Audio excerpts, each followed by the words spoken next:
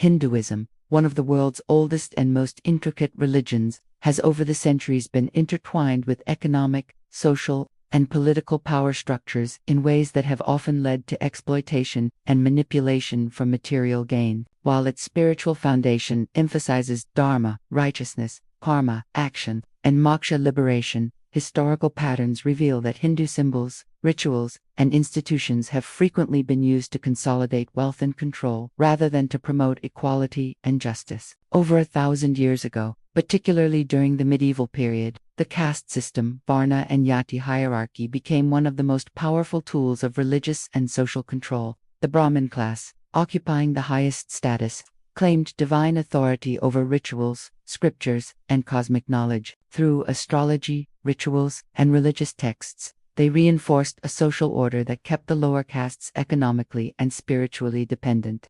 Practices such as Janam Kundli horoscope charts and planetary remedies were monetized, with predictions and rituals dictating decisions about marriage, business, and personal life. These activities established an enduring spiritual economy that enriched a select few while maintaining control over the masses. By the 16th and 17th centuries, under Mughal influence, several Hindu temples evolved into centers of immense wealth and political influence. Temples received land grants and patronage from rulers and became economic powerhouses, collecting donations and organizing grand religious festivals that generated substantial revenue. The Krishna and Ram temples, for instance, drew massive crowds and donations that were seldom accounted for transparently. This period saw religion entwined with land ownership and finance, transforming spirituality into institutional power.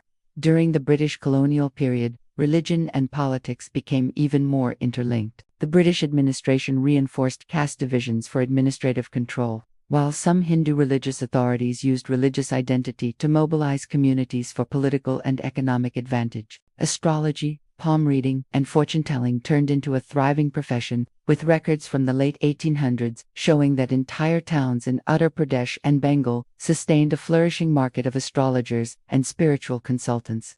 The monetization of superstition became a cultural norm. In the 20th century, large religious organizations expanded their fundraising operations, managing temple wealth like corporate enterprises. Major temples began investing in real estate, hotels, and educational institutions, establishing financial empires under the guise of service. The notion of karma and divine reward was often used to justify inequality, convincing the poor that their suffering was predetermined while the elite enjoyed divine favor. Festivals such as Diwali and Navratri turned into massive commercial events, generating billions in donations and merchandise sales. In 1998, a famous Indian temple reportedly earned over 500 million rupees during Diwali alone, much of it through emotional appeals tied to ideas of karma and rebirth.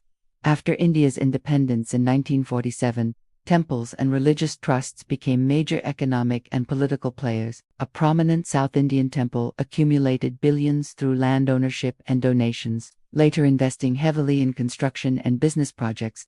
Repeated audits and court cases questioned the transparency of such institutions, revealing patterns of corruption and misuse of charitable funds. By the 1990s, as religious nationalism began rising, many religious leaders leveraged faith for electoral influence, mobilizing masses through emotional and sectarian rhetoric that culminated in violent incidents such as the 2002 Gujarat riots. In the modern era, astrology, spiritual healing, and fortune-telling have evolved into a digital industry. Websites, television channels, and social media influencers offer paid divine guidance and life predictions to millions worldwide, often using pseudoscientific claims. Investigations have uncovered numerous cases of fraud, with companies making false promises to manipulate public fear and belief for profit. Similarly, the rise of yoga and Ayurveda as global wellness brands after 2010 created a multi-billion-dollar industry. Although many of these practices have genuine health benefits, exaggerated claims such as cures for cancer or divine healing have drawn criticism from the scientific community for misleading the public and exploiting vulnerability. There have also been disturbing reports of exploitation within religious institutions, where spiritual authority has been misused for financial gain and even abuse. High-profile legal cases in 2015 and beyond exposed patterns of sexual and financial misconduct by self-proclaimed godmen, prompting public debate about transparency, accountability, and the unchecked power of religious figures. The caste system remains a central element of this socio-religious hierarchy, continuing to enable economic and social exploitation. By linking birth and occupation to divine decree, it created a rigid hierarchy that justified poverty and privilege alike. Astrological predictions and ritual prescriptions still serve as instruments of control, subtly reinforcing dependence on religious intermediaries who profit from people's faith and fears. Overall, the history of Hinduism reveals how spiritual traditions have been repeatedly co-opted for economic, social, and political purposes. The caste system, astrological manipulation, and ritual monetization have functioned as mechanisms of control and financial exploitation for centuries. Understanding this dynamic requires a rational, historical, and evidence-based perspective, recognizing that the true essence of Hindu philosophy lies in moral responsibility, equality, and the pursuit of truth. Protecting that essence from commercialization and political manipulation is vital for preserving both intellectual integrity and social justice.